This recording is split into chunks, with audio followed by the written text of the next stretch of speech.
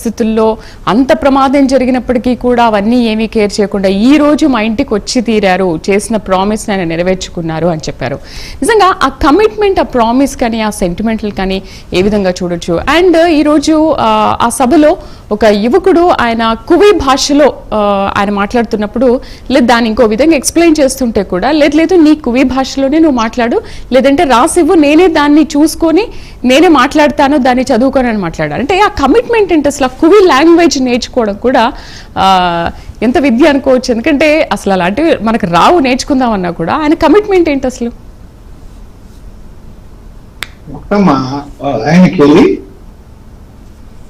ఇది ఖచ్చితంగా మనం చెప్పుకోవాల్సింది ఏంటంటే ఆ కమిట్మెంట్ టువర్డ్స్ పీపుల్, ఆ డౌన్ రావడానికి, పేదలకి, దళితుల పక్షాన నిలబడుతూ ఆ అడవి బిడ్డల పక్షాన ఎలా నిలబడాలి. 3 నెలల క్రితం ఏదైతే మనం మాట ఇచ్చామో వాళ్ళకి, మీకు ఏది రోడ్ సౌకర్యం ఏర్పాటు చేస్తారని దాన్ని నిలబెట్టడం కోసం రావటం, ఇదంతా ఏంటంటే ఆయన ఒక కమిట్మెంట్, మనిషిలో ఎంత కమిట్మెంట్ ఉంది, ఏ విధంగా చేద్దామనే కోరిక ఉంది లోపల. అసలు మనిషిలో ఆ జిజ్ఞాస ఉండాలి. మనం ఈ పని చేస్తున్నాం, చెయ్యాలి, దీన్ని మనం ఒక మాట ఇచ్చాం, ఈ మాట నిలబెట్టాలి అనే ఒక పట్టుదల, దానికి ఒక కమిట్మెంట్, ఇవన్నీ ఉన్న వాళ్ళకి ఇది ఇట్లా ఉంటుంది. ఆ కమిట్మెంట్ ఉంది కాబట్టి ఇందాక మీరు అన్నారు కదా, వాళ్ళ పెద్ద అబ్బాయిది పుట్టినరోజు, నేను ఇవాళ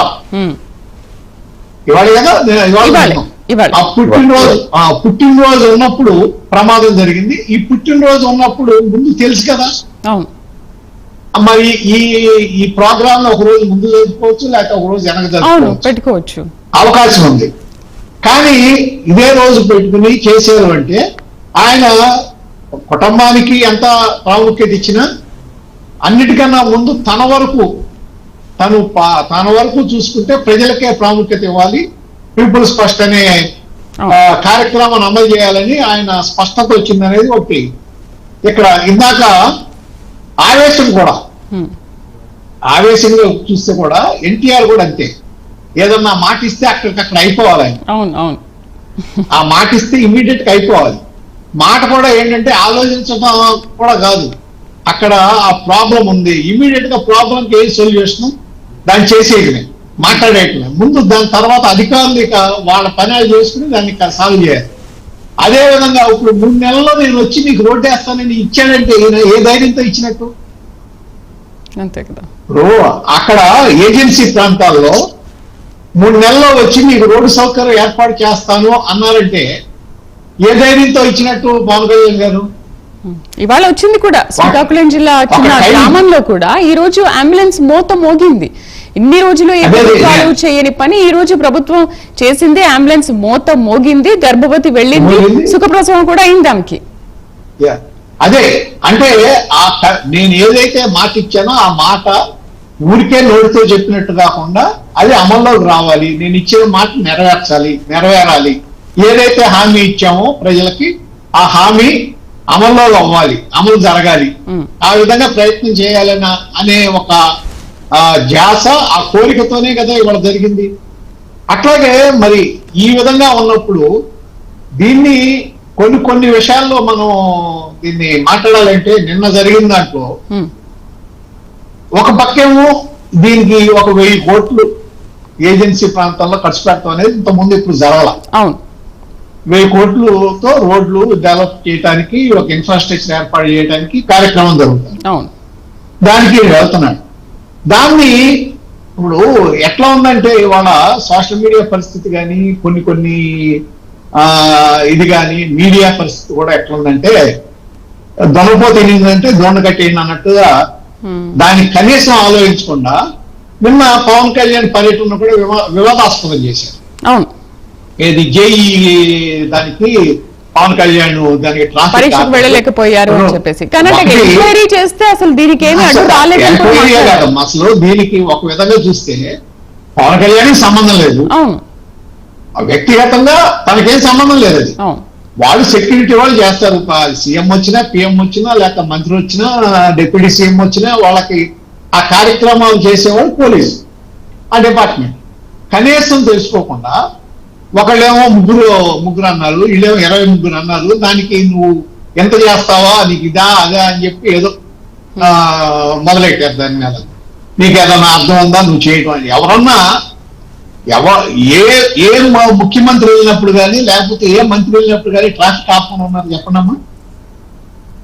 దానికి వాళ్ళనట్ట బాధ్యం చేస్తారు. తీరా ఎంక్వైరీ చేస్తే పోలీసులు ఏమైంది, 7 గంటల దగ్గర నుంచి 8:30 లోపు వాళ్ళు ఆ ఎగ్జామ్ సెంటర్కి వెళ్ళాలి. అవును. కానీ 7 నుంచి 8:30 వరకు అసలు ట్రాఫిక్ ఆపలేదు మేము. అవునవును చెప్పారు. వాళ్ళు ఎవరైతే వెళ్ళాలి ఎగ్జామ్ సెంటర్ 8:41కి వెళ్ళారు వాళ్ళు. కాబట్టి దీనికి దానికి సంబంధం లేదని అల్టిమేట్ గా తేలింది అది. అవును అవును.